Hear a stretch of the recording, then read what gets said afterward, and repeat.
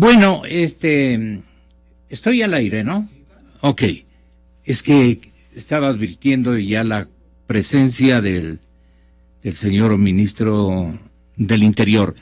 ¿Cómo está, señor ministro? Bienvenido, muy buenos días. Permítame presentarle a la audiencia, porque ya lo tenía anticipado, la descripción que hace o la narración del periodista Loré de Mola de la cadena Televisa en el número 14, el aseguramiento de la casa donde se ocultaba el Chapo Guzmán y cómo buscaron el túnel por donde huyó el capo.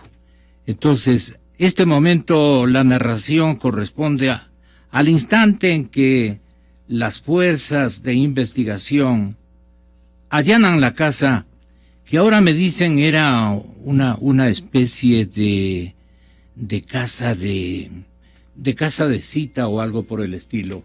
No era una vivienda de ninguno de los miembros del cartel de Sinaloa.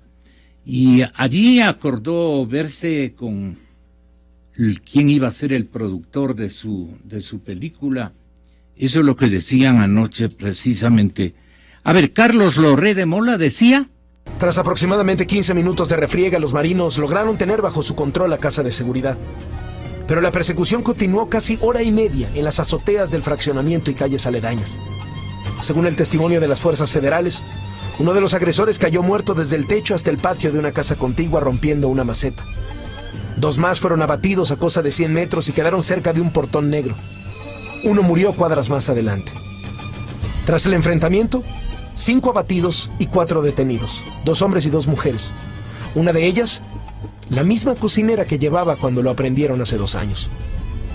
Pero hasta ese momento, nada del Chapo Guzmán. Los análisis de inteligencia del CISEN dedujeron que la casa seguramente tendría un túnel. Por medio de palancas empezamos a ubicar y a golpear lo que son las paredes para determinar lo que es la dureza, si realmente es únicamente madera, si está sólido, qué es lo que hay detrás. Y encontramos aquí en esta área que en el espejo tenía una placa de acero, y es donde se comienza a llevar a cabo el palanqueo del área para poder abrirlo. Y ya después descubrieron que tenía un mecanismo secreto escondido en el foco, una palanca como de cofre de coche, que al jalarla automáticamente, mecánicamente en realidad, abría esta puerta y conectaba a un túnel con todas las características de los túneles del Chapo Guzmán. Contenida la tierra con madera, con una escalera, luz eléctrica, suficiente altura. Yo mido 1,80, más o menos es lo que mide el túnel de altura, que a través de un pasillo conduce a una segunda escalera. Exa FM. La voz que ustedes escuchaban en la descripción del operativo pertenecía, según me acaban de informar, pertenece a quien dirigió precisamente el operativo de ingreso a esta casa. Pero seguramente el Chapo en ese instante ya estaba en alguno de los vericuetos que tenían todas estas casas, llamémosle a la usanza ecuatoriana, unas casas de confianza, que también tenían, digamos, zaguanes o túneles pequeños, muy confusos, que podía atajos, exactamente esa es la palabra, atajos dentro de las interioridades de un barrio donde existen unos arbustos gigantescos que tapan prácticamente las casas de vivienda, y un medio parque que estaba junto a la reunión en la que iba a celebrarse, y que ahí le cayeron los marinos o los miembros de la Fuerza Naval de la Nación Mexicana. Usted conocía, señor ministro, con mi saludo de respeto, bienvenido a la cadena Democracia. Usted seguramente conocía que el general Palomino le había asesorado al gobierno del presidente Peña Nieto o a la respectiva institución policial en el operativo que dio este tipo de resultados, porque lo estaban desde ayer agradeciendo las autoridades mexicanas al general Palomino. Usted Sí, debe muchas tener gracias, una... Gonzalo, buen día. Buenos días, señor ministro. Sin lugar a dudas, el trabajo que hace Colombia en cuanto a la lucha contra el narcotráfico es sumamente importante. La experiencia, en realidad, de las fuerzas tanto militares como de la fuerza policial, pues ha permitido que permanentemente todos los países de Latinoamérica y del mundo tengamos un intercambio un intercambio, yo diría, bastante constante de la información, pero también de las acciones que se han emprendido para, sobre todo en el área de la inteligencia antidelincuencial. Y yo creo que Colombia tiene una experticia desarrollada en ese sentido, y eso además ha sido entregada sin ningún condicionamiento por parte de las fuerzas policiales, en este caso el general Palomino, el propio ministro de Defensa, y el propio presidente de la República, el presidente Santos, pues ha dado esa disposición, ¿no? Que todos los países de Latinoamérica podamos contar con ese apoyo. Efectivamente, nosotros conocíamos que, por ejemplo, en la primera captura de Guzmán el año pasado, había mucha coordinación con la policía colombiana, ¿no? No nos olvidemos que ya el general Palomino pues tiene algunos años bueno, este creo que es su segundo año a cargo de la policía en Colombia, y al igual que México, nosotros también hemos recibido muchísimo apoyo también, y hemos estado en permanente coordinación para realizar acciones en contra del narcotráfico. Yo creo que la captura de Guzmán es fundamental no solamente para Latinoamérica, obviamente no solo para México, sino también para el mundo, porque si bien genera un paso fundamental para la lucha contra la impunidad, es decir, un individuo que había pensado burlarse de un Estado, pero yo diría que de todos los ciudadanos y ciudadanas de Latinoamérica, pues ve que su punto final efectivamente sí existía, ¿no? Un individuo que pensaba que no tenía límites en lo que podía hacer, pensaba que todo era el dinero producto de la venta de droga, además de la muerte de miles de ciudadanos alrededor del mundo, pues pensaba que no iba a pasar absolutamente nada más y que con eso iba a controlar todo. Entonces, ese es el mensaje fundamental, y yo creo que para los narcotraficantes, para los delincuentes del crimen transnacional y para todo tipo de delincuente en general, que efectivamente siempre les va a llegar la hora de enfrentar a la justicia de manera definitiva. Porque hubiese sido diferente que, por ejemplo, a Guzmán hay una arremetida feroz, ¿no es cierto?, de las Fuerzas Armadas y de la Policía Mexicana, y que hay un enfrentamiento y que Guzmán muera, por ejemplo, en ese enfrentamiento. Es diferente, en realidad, capturarlo vivo, porque capturarlo vivo implica, obviamente, que él va a tener que estar frente a la justicia, y ahí es donde va a tener que rendirle cuentas a México, obviamente a los mexicanos, a las mexicanas, pero también a todos los latinoamericanos, porque su red obviamente abarcaba todo. Y mantenerlo vivo es por el capital de conocimientos que maneja este individuo. Yo creo que eso va a ser muy difícil que Guzmán, en ese nivel de demencia, o como ¿no es dicen cierto?, los delincuentes, sí, no, eso va a ser muy difícil, pero en cambio el precedente para todos los delincuentes, para todas estas estructuras también, sobre todo de crimen organizado, que se creen algunas intocables, o más allá de intocables, creen que nunca les va a llegar la hora de enfrentar a la justicia. Perfectos. Más que perfectos, incluso, no se creen por encima del bien y del mal.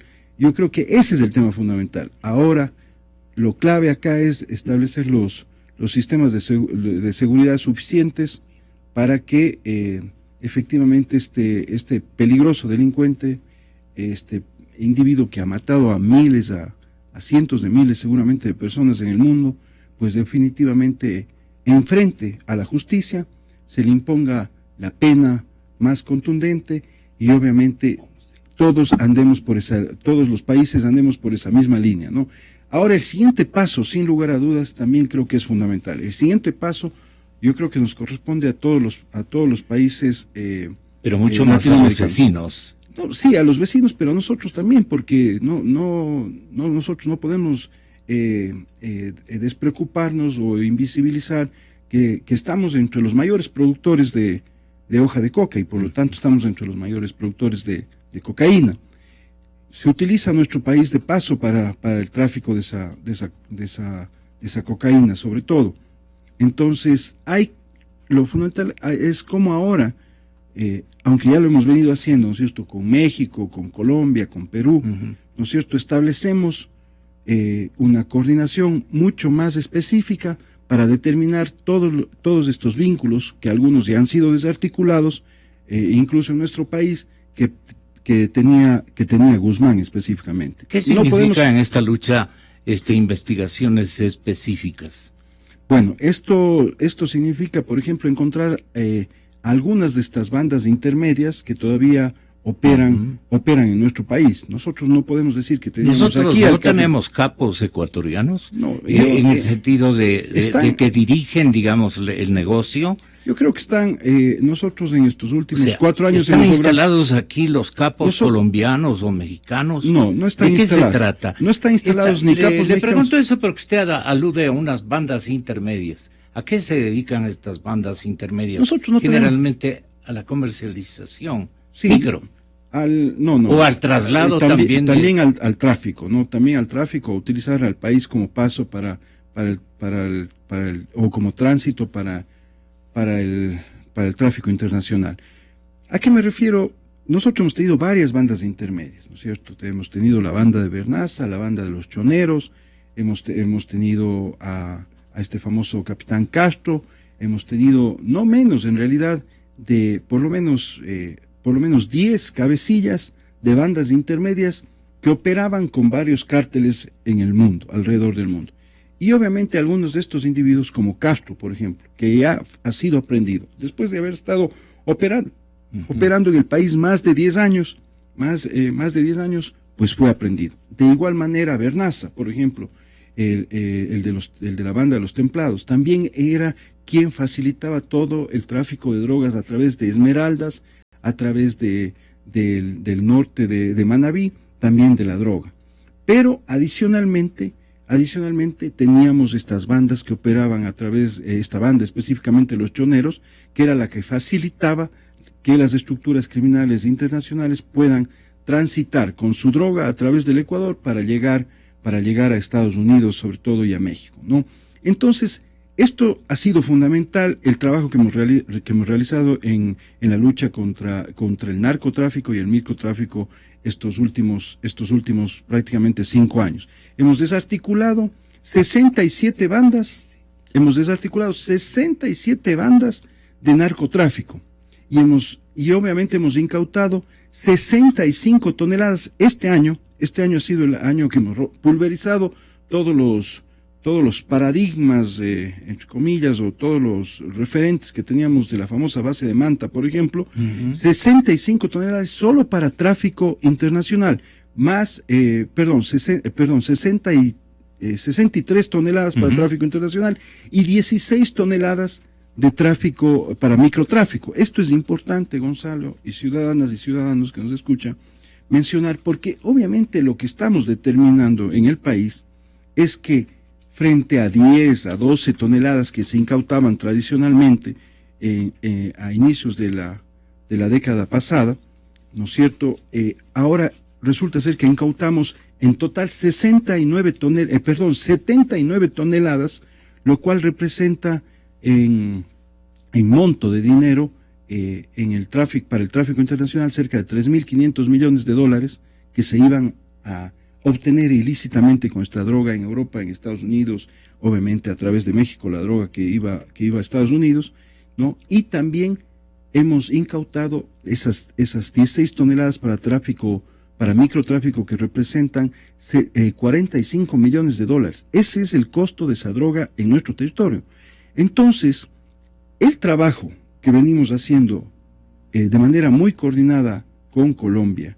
El trabajo también que hemos venido haciendo, es importante señalar esto, que cada vez hemos ido, ha ido subiendo el nivel de cooperación que tenemos con México, nos ha permitido dar golpes importantísimos al hampa del crimen transnacional, sobre todo el narcotráfico, en nuestro país. Yo le puedo decir, Gonzalo, que estos años han sido fundamentales, no solamente para reducir tasa de homicidios, no solamente para reestructurar y fortalecer nuestra Policía Nacional, sino sobre todo y de manera prioritaria dar los golpes fundamentales al narcotráfico. El narcotráfico fue el causante de muchísimas de las muertes violentas que se dieron en nuestro país a través del sicariato, una figura, un tipo penal, un delito que había comenzado a incrementarse en el país, que prácticamente ha desaparecido de nuestro país. Sí. Entonces, ¿Por qué ha desaparecido el sicariato? Porque obviamente... Es decir, ha disminuido bastantísimo. Sí, ha disminuido,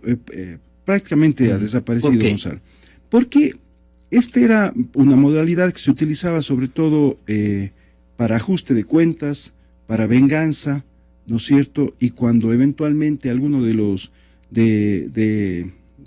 las personas involucradas en violencia criminal, en la mayoría de casos, en delitos, ¿no? Eran delincuentes, en la mayoría de los casos, pues simplemente se producía esa venganza, ese ajuste de cuentas a través de esta figura de sicariato por deudas pendientes, etcétera. Hay algunos casos, obviamente, que específicos que no corresponden a que se dieron por sicariato y que no necesariamente corresponden a estos hechos vinculados al narcotráfico, como por ejemplo la muerte que tuvimos hace algunos años, de lamentable muerte del empresario Espinosa específicamente. Pero esta figura había comenzado a desencadenar en nuestro país también una lógica de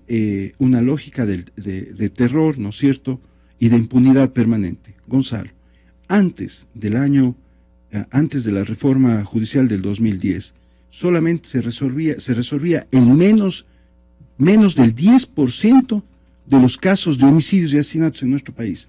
Menos del 10%. Es decir, todos los homicidios y asesinatos que se habían incrementado de manera dramática desde la década de los 90 hasta el año 2008, 2009, cuando tuvimos la tasa más alta por 100.000 habitantes, eran casos que no fueron resueltos por la justicia y por la policía en ese momento. Ahora tenemos una resolución ya del 65% de los casos de homicidios y asesinatos, es decir, hemos pasado de menos del 10% al 65% de resolución policial. ¿Y cuál es nuestro objetivo? Llegar al año 2017 con una resolución del 85% de los casos. 65 todavía es bajo, porque estamos hablando de muertes de seres humanos que requieren una respuesta contundente por parte de las instancias estatales. Esto obviamente conlleva también una lucha permanente y obviamente la disminución de la operación por parte de bandas de crimen organizado en nuestro país en cuanto a todos los delitos, ¿no? Y sobre todo, quiero reiterar esto, Gonzalo, en cuanto a estos delitos como el tráfico internacional. En el año 2009, que fue, entre comillas, la despedida de la base de Manta, se incautaron 69 toneladas de droga. En esas 69 toneladas de droga se contaron 21 toneladas de melaza. Nunca se separó la melaza de la cocaína que estaba en esa droga, pero bueno, fueron 69 toneladas de droga las que se incautaron, pero sin embargo no se desarticulaban bandas, Gonzalo. Y esto es importante que la ciudadanía conozca. ¿Por qué no se desarticulaban bandas de narcotráfico anteriormente en nuestro país? No se desarticulaban porque obviamente teníamos una dirección de antinarcóticos que operaba bastante bien, ¿no es cierto?, pero que sin embargo no operaba para los ecuatorianos, sino que lo que hacía... Operaba para la red. Exactamente, Sí, para la red de países que... Pero más seguramente que, cuya... Sí, pero lo que le interesaba, por ejemplo, a países efectivamente como Estados Unidos, no era que desarticulemos las bandas de narcotráfico en nuestro país, sino tener la información para ellos poder desarticular las bandas en su país. Obviamente un tema legítimo, eso nadie lo puede discutir, pero en cambio para nosotros no era legítimo, pues, porque nosotros nos estábamos quedando con todas las estructuras criminales, y esas estructuras criminales eran las que comenzaron a destruir nuestro país, ¿no es cierto? ¿Cuántos años vivimos, digamos, esa realidad? No menos de 20 años, claro. Gonzalo. No menos de 20 años, definitivamente esa era la estructura, ¿no? Nosotros no podemos negar que la... Estrategia equivocada, ¿no? Bueno, una estrategia definitivamente equivocada, ¿no es cierto? Porque al fin y al cabo habíamos generado un estado de indefensión en nuestro país. Aquí era lo fundamental, bueno, y además era un tema bastante cómodo, pues, Gonzalo, ¿no es cierto? Para las autoridades, para los comandantes de la policía de turno, para los ministros de gobierno, etcétera, de turno, era bastante cómodo, pues, o sea, no meterse, no poner el pecho a las balas al narcotráfico, y aquí no pasaba absolutamente nada. Pero sin embargo, nuestro país, en ciertos niveles de nuestra sociedad, en ciertas ciudades como Manta, como Esmeraldas, como Guayaquil, y ya hace algunos años, lastimosamente había comenzado incluso en nuestra capital, ¿no es cierto? Ya se sentía ese pánico y ese miedo, no sé, a la impunidad que se había generado alrededor de estas bandas intermedias que operaban el narcotráfico. Yo creo que ese es una de las transformaciones fundamentales que hemos logrado en estos años, Gonzalo, en este proceso con nuestro gobierno, es haber recuperado la capacidad propia de nuestra policía, la institucionalidad de nuestra policía para defender a los ecuatorianos y a las ecuatorianas, y ecuatorianas. Incautar 79 toneladas de droga ya durante este año, de las cuales, reitero, 16 toneladas son de microtráfico, es decir, es droga que se iba a expender en nuestro país, y 63 toneladas para narcotráfico. Quiero insistir en esto, Gonzalo, y reiterar, son cerca de 3.500 millones de dólares que han dejado de circular en el mundo por las acciones de nuestra policía, por las acciones que hemos emprendido con el gobierno para definitivamente sacarle a nuestro país de esta lógica de intermediación o de país de tránsito de estas estructuras criminales. Hemos desarticulado. Y quiero, porque a veces la magnitud no se puede sentir cuando no se puede visibilizar cuando no se la plantea así, Gonzalo. Hemos desarticulado 67 bandas de narcotráfico. Pero bandas. Bandas de narcotráfico. Hemos desarticulado alrededor de 1.000 actores, dicen, ¿no? Aproximadamente son 1.200 actores, pero estos tienen que ver con los eslabones específicamente. Pero son aproximadamente entre los 100 eslabones que hemos concretado, más las 157 bandas que hemos desarticulado del microtráfico, estamos hablando que integraban estas bandas no menos de 2.700 personas. Gonzalo, esto es importante señalar porque definitivamente es gente que estaba haciendo de las suyas y que no estaba poniéndose al frente de la justicia para rendir cuentas por los delitos y los crímenes que estaban cometiendo. Al momento es importante también señalar, porque aquí la pregunta puede ser, ahí está, definitivamente estamos llenando las cárceles de ciudadanos, entre comillas, ¿no? Bueno, obviamente estamos poniendo en su lugar a los delincuentes que han estado permanentemente golpeando a nuestra sociedad. Gozando de su condición de ciudadanos, que es cosa distinta. Y yendo más allá, teniendo privilegios sobre la base del miedo, sobre la base del terror que han estado infundiendo en ciertas áreas de nuestro país. Eso sin lugar a dudas no podía continuar. Mire, Gonzalo, un tema importante, la tasa por 100.000 habitantes de privados de la libertad que tenemos en el Ecuador es una de las más bajas que tenemos en Latinoamérica. Yeah. La media de América Latina de privados de libertad es de 256 por cada 100.000 habitantes. El Ecuador tiene en el año 2015, por información del Ministerio de Justicia, ¿no es cierto? Por la información del Ministerio de Justicia, tiene 147 privados de libertad por por 100.000 habitantes. Es decir, estamos 100 puntos abajo del resto de países, y no solamente de los países grandes que podríamos hablar aquí, de Brasil, ¿no es cierto? Y de los países, y países que tienen una violencia muy, muy alta como Honduras, El Salvador, etcétera. No. Estamos por debajo de países como Chile, como Uruguay, como Argentina, que tienen obviamente tasas en homicidios y asesinatos, sobre todo Chile y Argentina, menores a las del Ecuador actualmente. Pero Gonzalo, un tema fundamental que uno conversatorio, perdona el público y perdona el señor ministro que lo ubique, es un tanto peligroso la asociación de ideas que yo en el público quiero gestar y en las autoridades especialmente.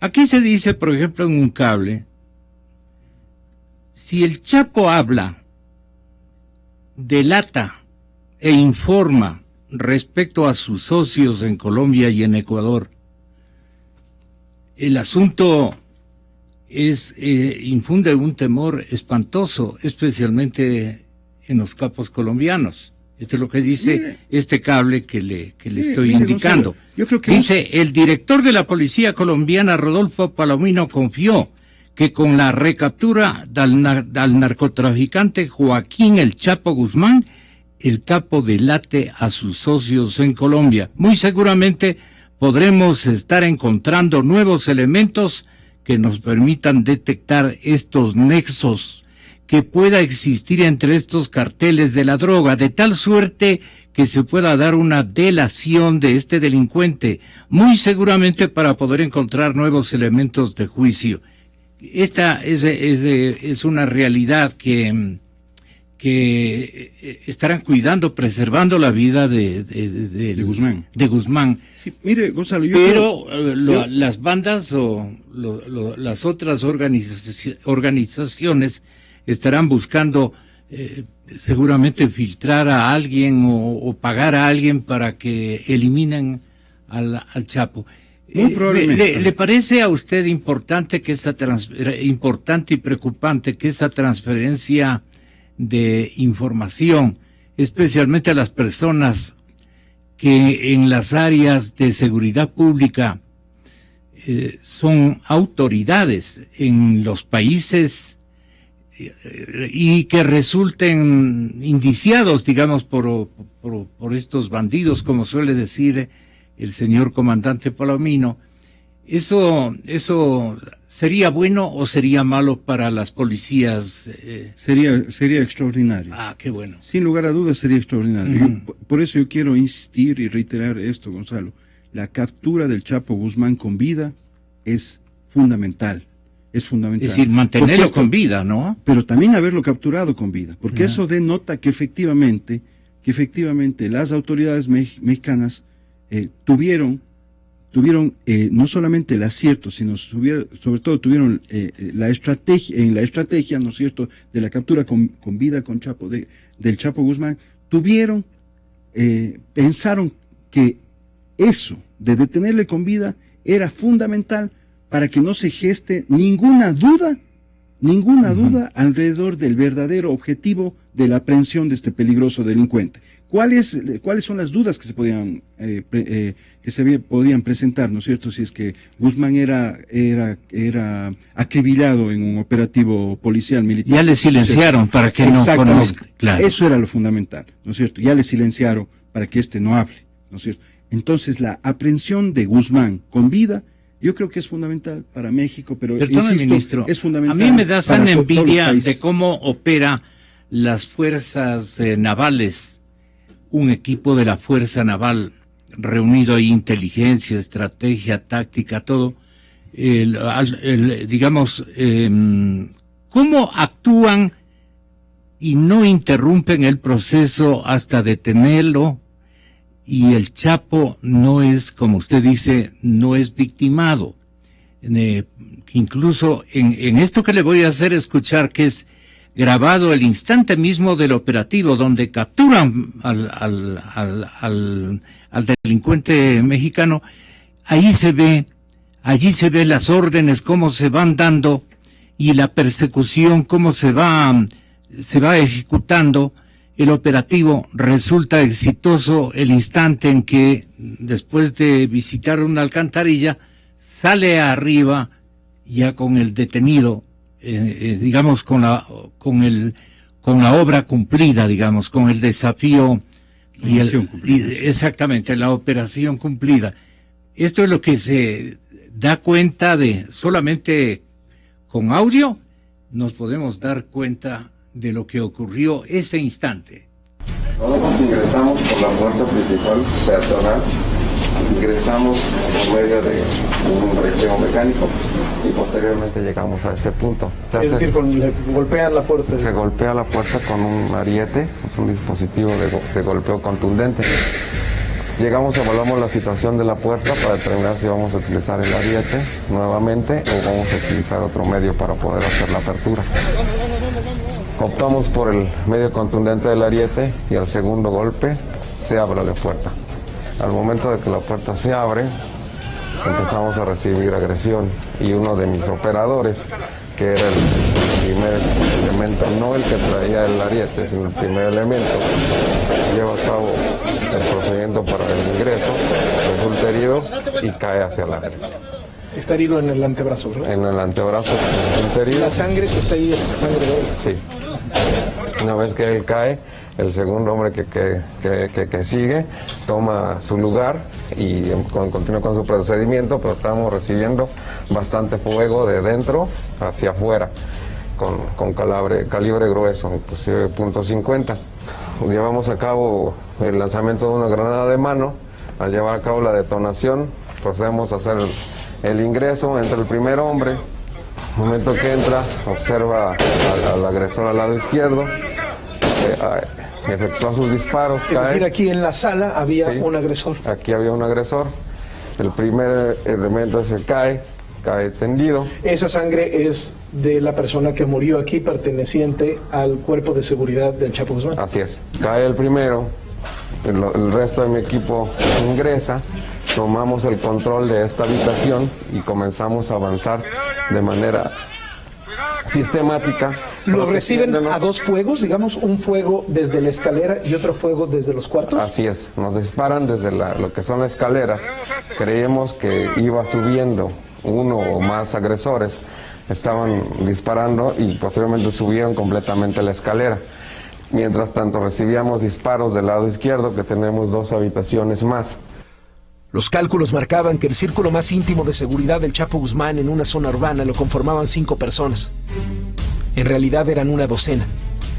Llevaban 3 ametralladoras Barrett calibre 50, 2 lanzacohetes RPG, granadas, cuernos de chivo AK-47, rifles de asalto R-15. Que ustedes eran un comando de 17. En ese momento, ¿cuántos estaban aquí recibiendo esos dos fuegos? 4 inicialmente. ¿Y cómo repelieron los dos fuegos? Llevamos a cabo disparos para poder compensar las fuerzas. Ellos, al recibir nuestros impactos y darse cuenta de que nosotros también teníamos capacidad de fuego, recurren a irse más atrás y es donde ganamos este terreno. Ganan, digamos, la sala comedor, ¿no? La sala comedor y cocina. Coloco a 4 de mis elementos en este pasillo y 2 más ingresan para poder tomar la seguridad en la escalera y proteger a mi área. La primera estancia de la casa de seguridad, conformada por sala, comedor y cocina, exhibe las cicatrices de la batalla. Los boquetes revelan el poderío del armamento. Hay agujeros de bala y rastros de pólvora en columnas, paredes, techo, puertas. Manchas de los heridos junto al número de la vivienda. Escombros. Ropa y productos en desorden, en desastre. Cajas de balas y celulares de los más caros y de los más simples. Escapularios y estampas religiosas. Latas de refresco y restos de comida. Dulces, uno de los vicios del Chapo Guzmán. Tintes para barba y bigote. Cristales estallados en ventanas y electrodomésticos, agujeros en las latas de la alacena y hasta salsas escurriendo que podrían confundirse con sangre. Exa FM. Este es el periodismo de interpretación que aquí no entienden, pero que en otros países rige y vive. Es el periodismo que nosotros abrigamos. Lindo trabajo de Carlos Loret de Mola, que es el presentador que ustedes, seguramente, señores oyentes, y usted muy respetuosamente, ministro Serrano, lo ha visto en la cadena Televisa. Es lo que seguramente ocurre, y por eso le traje a colación, ¿no? Ocurre en cada uno de los operativos que usted, a través de los operativos cuyo nombre lo inventó usted, es lo que ocurre en el teatro de los acontecimientos. Estos son los riesgos que corren nuestros policías, la gente que se ha especializado en últimos años, como usted destaca, en este tipo de estratégicos operativos con resultados, los eslabones. Digo, el ambiente del eslabón prima en esta muestra de cómo fue el arresto del delincuente mexicano. ¿Le pareció, a usted encontró un parecido con el operativo Eslabón? Obviamente hay... Yo quiero reiterar esto, González. Realmente la estrategia de la operación de la recaptura de Guzmán, del Chapo Guzmán, es fundamental para la lucha contra la impunidad en todo sentido, ¿no es cierto? Guzmán es recapturado con vida. El objetivo en realidad es un objetivo, la estrategia en realidad para la aprehensión de Guzmán es una estrategia planificada, pensada y obviamente muy profesional. Muy bien calculada. Realmente y completamente exitosa, porque también hubiese sido exitosa si es que se le capturaba sin vida, pero obviamente se le captura con vida y eso le da un valor agregado importantísimo, porque eso implica efectivamente que Guzmán con vida va a tener que enfrentar varios años en la cárcel, ¿no es cierto? Habrá que ver qué pasa con el tema de la extradición. Y las autoridades van a conocer los nexos que existen. Y obviamente eso va a permitir incluso que haya información importante. Veamos qué información da Guzmán. Yo veo difícil en realidad la información que pueda entregar Guzmán, ¿no? Pero Guzmán de todas maneras tratará de golpear por lo menos a sus detractores. Pero esa información ya será suficiente para encontrar nuevos hilos conductores que lleven a establecer cuáles eran sus vínculos, sobre todo acá en Sudamérica. Yo quiero reiterar esto, Gonzalo. Nosotros hace 2 años aprendimos a toda una estructura criminal que estaba liderada por el famoso capitán Castro. Él fue aprendido en la provincia de Los Ríos. Él era el principal vínculo que Guzmán tenía el cartel de Sinaloa tenía en nuestro país, ¿no? Él, podríamos decir, era una especie de cabecilla que Guzmán tenía en nuestro país. Es un individuo que fue aprendido previamente por la Dirección Antinarcóticos de la Policía en el año 2011, pero que lastimosamente por esas artimañas que se daban en la estructura judicial, estaba iniciando recién su proceso de transformación la función judicial. Luego de la reforma del año 2010 salió en libertad, no fue juzgado, le sobreseyeron a quien era el principal vínculo, insisto, con el cartel de Sinaloa, ¿no es cierto?, cuyo cabecilla era el Chapo Guzmán. Así es. Pero ahora fue aprendido de nuevo. Hace 2 años volvimos a aprender, en el año 2014, aprendimos nuevamente a Castro, y este momento estamos a la expectativa de lo que hagan jueces y fiscales en la ciudad de Guayaquil y en la provincia de Los Ríos con los procesos penales que tiene Castro. ¿Está Castro con todas las seguridades? Efectivamente, mire. ¿Su vigilancia es permanente? La vigilancia es porque permanente. La importancia es gravitante en lo que ustedes puedan encontrar con sin lugar a dudas, pero ¿no? nosotros queremos, por ejemplo, de Castro, a nosotros sí nos interesa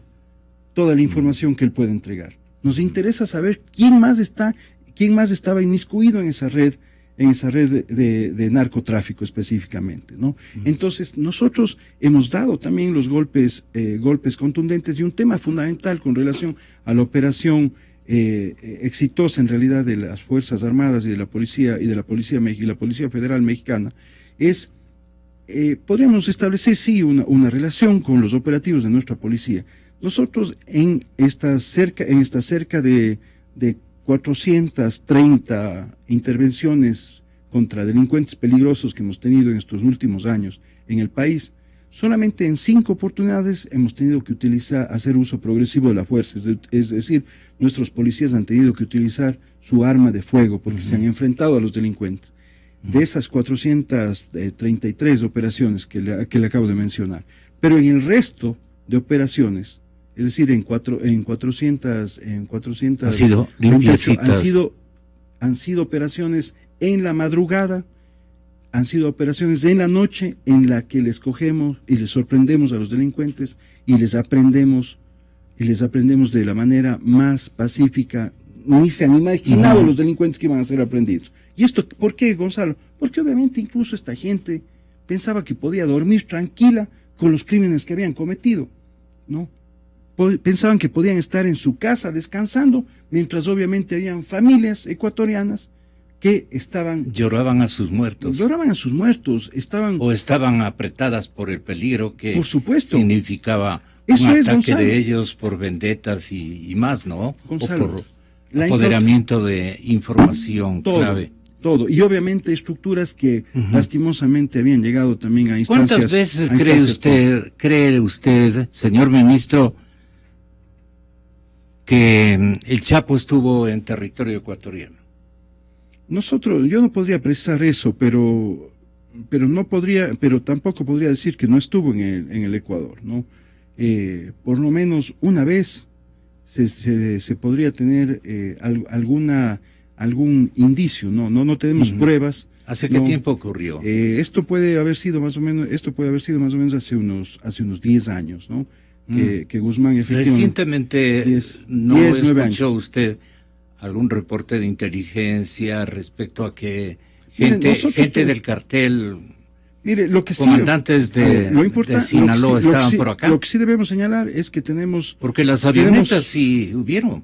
A ver, nosotros tenemos este momento aprendidos aproximadamente 22 ciudadanos mexicanos, ¿no? 22 ciudadanos mexicanos que efectivamente han estado involucrados, ya sea como pilotos, ya sea como ayudantes, ¿no es cierto?, no solamente en estas aeronaves, sino también tenemos otras capturas específicas que realizamos en la provincia del Oro y también en la provincia del Guayas, específicamente en Guayaquil. Tenemos 22 ciudadanos mexicanos vinculados a narcotráfico que han sido aprendidos en nuestro país. Pero, reitero, Gonzalo, fundamentalmente la estructura funcionaba con bandas intermedias en nuestro país, con Bernaza y su banda, que están aprendidos, que están juzgados, sentenciados a 25 a 30 años, con JL o Rasquiña, como se le conocía al comandante, al jefe, al cabecilla de la banda de los choneros, que también está aprendido, está sentenciado a 25 años también, como está Castro, ¿no es cierto? Podríamos decir que ahí están 3 de las cabezas que operaban, ¿no es cierto?, también como intermediadores, como protectores de la droga para que salga fuera de nuestro país. Pero lo fundamental ahora, Gonzalo, con la aprehensión del Chapo Guzmán es este momento, obviamente, ese cártel va a tener que reestructurarse, ¿no es cierto? Entonces ahora el tema fundamental es que en ese interín, ¿no es cierto?, como en el box, el momento en el que usted mete un buen jam, tiene que volver a dar otro buen golpe para que no se levante el enemigo. Entonces ahora lo que nos corresponde, y esto digo que nos corresponde a Colombia, a Ecuador, a Perú, a México, a Centroamérica, es establecer una coordinación adecuada para desarticular toda la estructura de este cartel de Sinaloa, ¿no es cierto? Con bandas intermediadoras, con productores, con gente que era obviamente la que proveía, con proveedores de la droga, etcétera, y obviamente desarticular toda la estructura. Yo creo que ese es el paso fundamental en el que hemos estado trabajando desde hace aproximadamente 2 años y medio con Colombia y específicamente con México, Ecuador, en la entrega, en el intercambio de información para desarticular estas estructuras que estaban vinculadas entre sí. ¿Y está aquí Sinaloa? No, Sinaloa no está en el país. Bueno, reitero esto, Gonzalo, en el Ecuador lo que hemos tenido es bandas intermediadoras que lo que hacían es eventualmente coordinar con el cártel de Sinaloa, como podía ser coordinar con los cárteles de la mafia china o de Claro. alguna mafia en Ministro, Europa, ¿no? porque se manifiesta de que se triangula este momento Sinaloa con los venezolanos, el cartel de los soles, y dicen desde Colombia las FARC. Eso es lo que usted debe haber leído. Son apreciaciones que se aproximan a la verdad. Mire, lo que no podemos nosotros descartar definitivamente es que esta estructura criminal, ¿no es cierto?, que ha generado pánico, terror, Claro. muertos, y que también ha generado hechos incluso de penetración en estructuras en estructuras oficiales, ¿no es cierto? No podemos nosotros descartar de que efectivamente hayan articulaciones en Latinoamérica específicamente. Eso no podemos descartar. Sería gravísimo decir no. Nosotros Tampoco no podemos creemos que- descartar que Pero lo que sí- actores gubernamentales de los países que le refiero, por lo menos en Venezuela está casi comprobado, en Colombia no se ha escuchado esta circunstancia y aquí menos. Obviamente... Sí, pero sí tenemos instancias que, por ejemplo, tenemos un coronel, tenemos un teniente coronel, tenemos algunos, lastimosamente, miembros de la policía y de la fuerza pública, también de Fuerzas Armadas, que estuvieron en Marinos su momento, también. que estuvieron en su momento Marinos vinculados a también. estas estructuras. No, bueno, acabamos de desarticular, ¿no es cierto?, en Guayaquil, lastimosamente había unos sargentos, unos cabos de la Armada pero son- que habían estado vinculados. Pero lo fundamental, Gonzalo, es cómo el Estado se blinda cómo el Estado y los ciudadanos nos blindamos efectivamente para hacer frente a estas estructuras criminales, que, reitero, por la cantidad de recursos económicos que tienen, podría parecer que son impenetrables o hay que simplemente dejarles ahí para que no nos pase nada. ¿No es cierto? Para que no nos hagan nada. Entonces el tema fundamental es ese, Gonzalo. Ese es el tema. El Ecuador se ha blindado. Yo puedo hablarle por nuestro país. No por el Ecuador. Nuestro país se ha blindado definitivamente con una policía que se ha reestructurado completamente y que opera para defendernos a los ecuatorianos y a las ecuatorianas. Haber incautado solamente este año 79 toneladas de droga, haber incautado dentro de esas 79 toneladas de droga 16 que eran al microtráfico,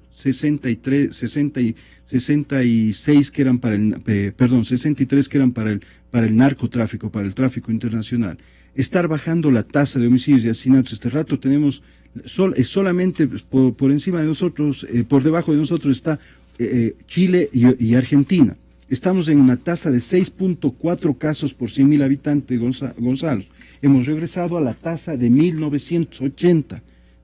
Estamos hablando de homicidios. De homicidios y asesinatos. Estamos en 641. 641. Y estábamos, cuando usted se hizo cargo, en 17. 18, prácticamente 19. Sí, entonces, 18.74. pero lo fundamental, y la caída ha sido en picada, ¿no? Sí, obviamente. Del 2010 al 2014. Pero lo fundamental, Gonzalo, si usted se pone a ver, estamos en la misma Tengo tasa. aquí el histórico de tasas de homicidios. De 1980. Estamos Sí. en la tasa de 1980. Pero lo más importante, Gonzalo, claro que nuestra población se ha incrementado también en estos últimos 10 años. Pero en valor absoluto, el año 2015 es el año que menos muertes tenemos en valor absoluto en los últimos 15 años. Es decir, no solamente está mejorando nuestra tasa de por 100.000 habitantes en homicidios y asesinatos, sino que además estamos recuperando la verdadera paz y tranquilidad que nuestro país tenía antes, por ejemplo, del feriado bancario, que obviamente ahí se generaron varios incrementos sustanciales de la violencia criminal en nuestro país. Pero adicionalmente, usted puede ver, Gonzalo, en esa Sí, aquí en estoy esa viendo. imagen que tiene ahí. En realidad, Permítame un efecto comparativo, ministro. 641 es nuestra tasa de homicidios. Le pongo el ejemplo de México, del mismísimo México es 28. De Guatemala es el 31. De la vecina Colombia es el 32. Nosotros estamos en el 641. Y sin embargo, en Jamaica, qué horror. En Honduras, 66%. En El Salvador, 68,6%. En Venezuela 54, en Brasil 32, Ecuador 2015 641.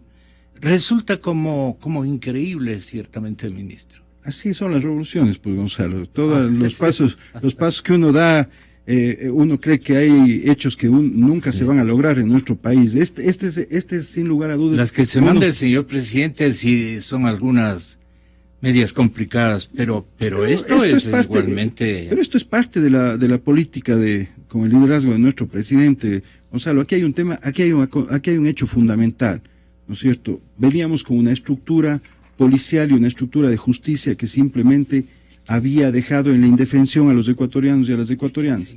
Este momento estar en la tasa de 6.4 casos por 100.000 habitantes, pero además con una aspiración fundamental y con una meta fundamental, llegar al año 2017 con una tasa de 5 casos por 100.000 habitantes. Quito tiene ya una tasa de 4.8 casos por 100.000 habitantes, se ubica como la segunda capital con menos violencia criminal de muertes violentas por homicidios y asesinatos de Latinoamérica. Cuenca tiene una tasa de 2.8 casos por 100.000 habitantes, pero podemos ir más allá en el análisis de datos. Guayaquil tiene una tasa de 8.8 casos por 100.000 habitantes. Guayaquil increíble. Jamás había podido estar en una tasa menor a 15, a 20 casos. Manabí tiene una tasa de 7.8 casos por 100.000 habitantes. Entonces, Gonzalo, aquí está pasando. Allí, en vez de cuéntate un cacho, decían cuéntate un crimen, y perdone por la rudeza de... Mire, el acerto. Así se había estigmatizado nuestra provincia. Y obviamente, mire usted esta banda terrible que operaba en toda la costa ecuatoriana, los choneros, ¿no es cierto? Denigrando sin lugar a dudas a una de las ciudades más bellas que tiene nuestro país, como es Chone, ¿no es cierto? Sin embargo, ahora los choneros, ¿no es cierto? Los habitantes de Chone recuperan incluso ese nombre para ellos, una vez que se han desarticulado estas estructuras criminales. Hay que continuar. Todavía falta mucho por hacer, como dice nuestro presidente Gonzalo. En violencia criminal, sin lugar a dudas, y en delincuencia tenemos muchos pasos más que dar. Ahora estamos metidos de lleno en el microtráfico. Le vamos a hacer la guerra al microtráfico completa en escuelas, en colegios, en todos los barrios del país. Nos vamos a meter contra el microtráfico. Y obviamente vamos a operar de manera mucho más contundente contra el robo. ¿Está listo el operativo macro? Tenemos no menos, vamos a dar por lo menos 1.000 pasos para recuperar. Esa es nuestra verdadera soberanía, Gonzalo. Recuperar nuestra soberanía y nuestra paz y tranquilidad en los barrios, en cada uno de los barrios, en las escuelas, en los colegios. Es la verdadera soberanía, esta soberanía ciudadana, como nosotros la estamos denominando. Vamos a dar 1.000 pasos para erradicar el microtráfico en escuelas y colegios, Gonzalo. Ese es nuestro objetivo. Todo este éxito cuantitativo y cualitativo, además, ministro, se debe a perdone que use otro término colombiano, se debe a su liderazgo, o en otras palabras, a su berraquera, a su valentía, o reconoce y admite que toda la institucionalidad está en otras manos, con otra misión, con otra mística y con otras virtudes desde el ángulo de los valores. ¿Podríamos confiar en que eso va a perseverar, o es un grito de moda que si a usted le mandan a cumplir otras misiones, eso puede derrumbarse o algo por el estilo, ministro?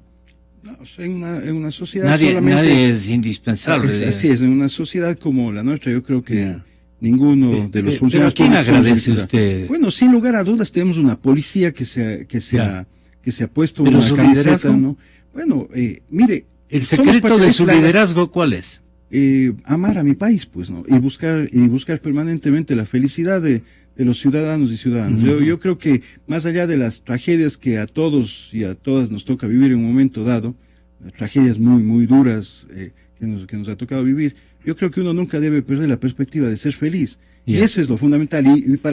Y siempre hay una frase que yo recuerdo de mi padre, Gonzalo, una frase que en mí caló hondo desde que fui niño, ¿no es cierto? Que no hay mejor ambición individual que la ambición colectiva. Y la ambición colectiva solamente puede concretarse si es que nosotros nos ponemos objetivos comunes para lograr esa felicidad cotidiana de todos y de todas. Ese es el objetivo. Entonces, trabajar desde esa perspectiva para alcanzar la convivencia social pacífica, que es el fin último de la seguridad ciudadana, la convivencia social pacífica, para alcanzar la verdadera protección, para que los ecuatorianos podamos ejercer plenamente nuestros derechos fundamentales en nuestro territorio. Esa es la clave. La seguridad no solamente es la seguridad de las instancias públicas, de los funcionarios públicos, la seguridad sobre todo es la seguridad de los ciudadanos, y eso es ejercicio de derechos. Es buena nota que en naciones como México e inclusive como Colombia se estén dando esta confluencia de fuerzas de inteligencia y de fuerzas de comando, fuerzas especiales, digamos, de élite, y que pertenezcan, no importa que sean del ejército, que sean de la mismísima policía o de las armadas. Y claro, la Marina en este caso ha tenido un rol muy importante con la captura del capo Chapo Guzmán, el líder del cartel de Sinaloa. Hemos ido más allá, Gonzalo, nosotros. Acabamos de crear hace aproximadamente un mes. Eso le iba a preguntar, ¿por qué no nuclear, digamos, ese esfuerzo? Con el ministro Navas, el ministro Cordero, el jefe del Comando Conjunto y los comandantes de las fuerzas terrestre, aérea, naval, y con nuestro comandante de la policía y el Ministerio del Interior. El señor Navas es el que tiene negocios petroleros o algo por el estilo. César Navas. El ministro... César Navas. No, para nada. César es un ex oficial de la Armada, ingeniero en Pero él dice que le está ayudando. No, él es el ministro... coordinador de seguridad. Obviamente con él, como coordinador, con el ministro Cordero y nosotros, las Fuerzas Armadas y la Policía, creamos el Comando Estratégico de Operaciones. Para que obviamente no solamente haya coordinación, no es un tema ya de llamadas. En los próximos días vamos a inaugurar ya el espacio físico en donde van a estar operando permanentemente oficiales, personal de tropa y clases de policía, ¿no es cierto?, en acciones de planificación y de operación en el territorio en la lucha contra la violencia criminal. Reitero, Gonzalo, nuestro objetivo central durante el año 2016 es la lucha y la guerra contra el microtráfico. Vamos a hacer esta guerra al microtráfico y obviamente vamos a estar articulando, ya hemos hecho algunas operaciones importantes con fuerzas armadas. El último sumergible que se capturó en alta mar justamente obedece a una operación conjunta entre policía, armada, ¿no es cierto?, conjuntamente obviamente con Colombia, donde incautamos este sumergible con 3 toneladas, con algunas personas, etcétera, y que nos permitió desarticular una gran red de narcotráfico en el país. Ya estamos en estas operaciones, pero reitero, Gonzalo, esto tiene un fin último, que es recuperar la paz y la tranquilidad definitivamente de los ecuatorianos y ecuatorianas. Estamos, lo que siempre se había dicho, estamos lastimosamente en el medio de los mayores productores de hoja de coca y por ende de cocaína del mundo, ¿no es cierto?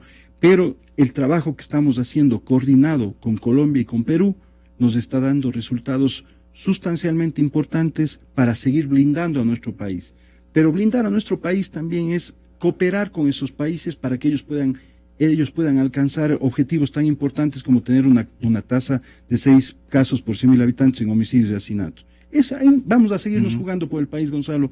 Ese es nuestro objetivo final, seguirnos jugando por nuestro país. Esta es la patria, efectivamente, de los ecuatorianos y ecuatorianas, y lo que requerimos es la mayor tranquilidad, la mayor paz para seguir con nuestras actividades productivas y con nuestras actividades cotidianas. Agradezco muy nítidamente especialmente este esfuerzo que usted está realizando en búsqueda de la paz nacional. Muchas gracias por la aceptación a esta convocatoria de la cadena Democracia. Y ustedes se quedan escuchando.